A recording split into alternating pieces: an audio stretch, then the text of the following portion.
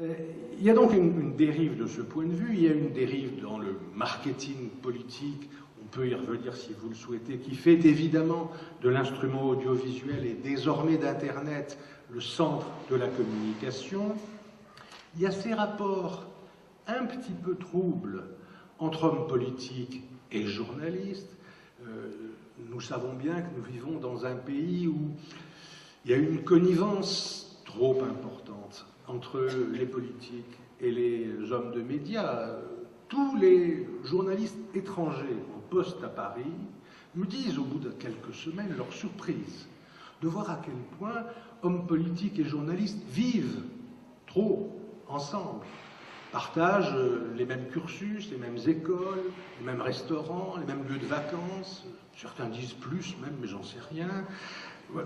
Il y a donc une espèce de consanguinité un tout petit peu suspecte, et je crois qu'il faut y faire attention.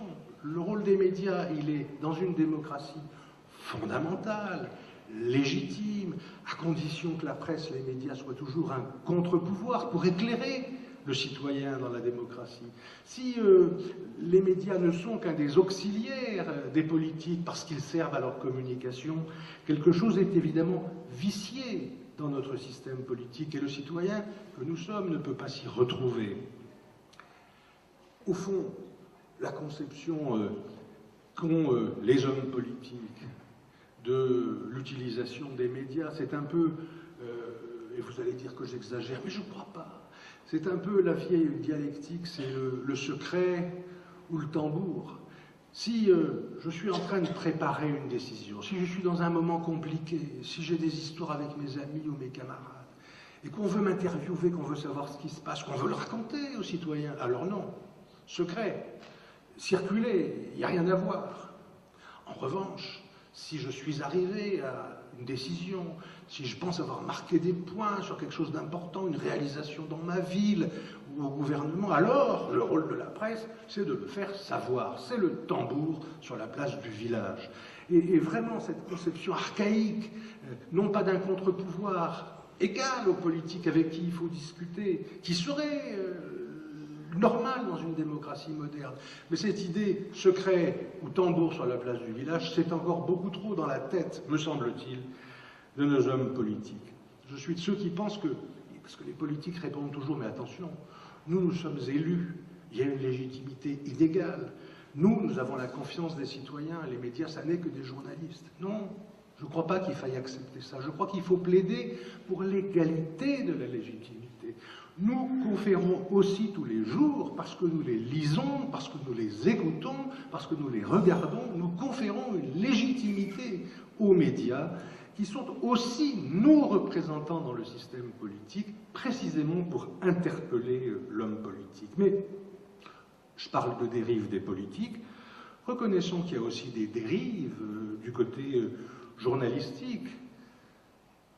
Depuis une dizaine d'années, les sondages sur les journalistes montrent qu'il y a eu une évolution dans la perception des citoyens français de leur mission.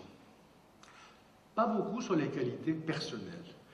Le journalisme est toujours valorisé, les journalistes sont toujours fortement considérés par les Français comme intelligents, compétents, courageux. Pas mal. En revanche, il y a un adjectif qui ne marche plus dans l'opinion publique, c'est indépendant.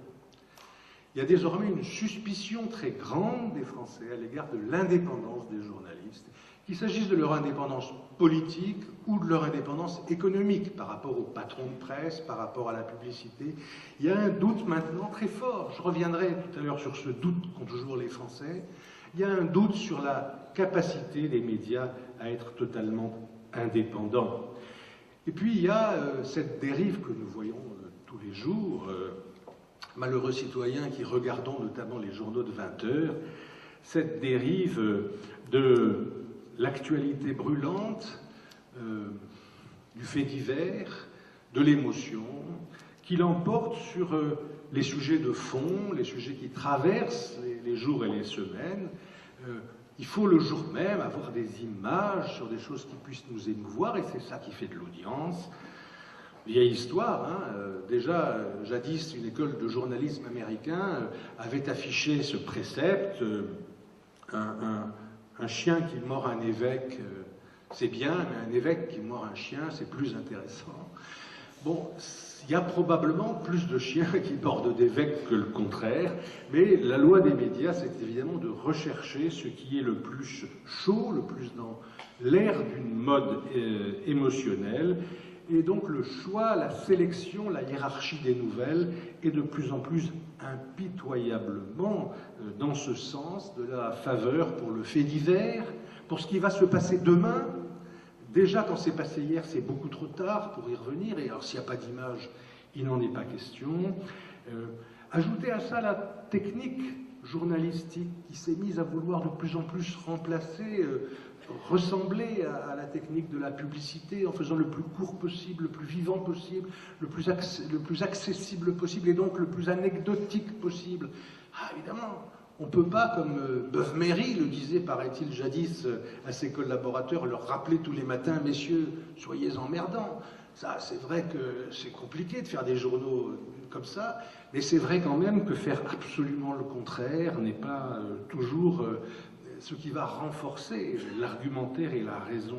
Et donc ça peut provoquer un peu plus ce que je disais tout à l'heure sur le renforcement de l'émotion et de l'anecdotique par rapport à nos besoins de citoyens dans une démocratie d'argumentaire et de raison. Il y a donc des rives de tous les côtés, et des rives toujours qui vont du côté de cette fameuse émotion.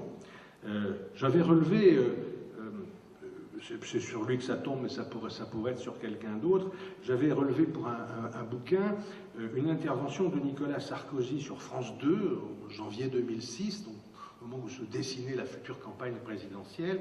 Il était invité dans une émission animée par... où l'invité principal était l'auteur-compositeur Didier Barbelivien, et il disait, Sarkozy à Barbelivien, au fond nous faisons un peu le même métier, nous devons faire naître des émotions dans le public. Je trouve que cette conception est une conception qui pose problème.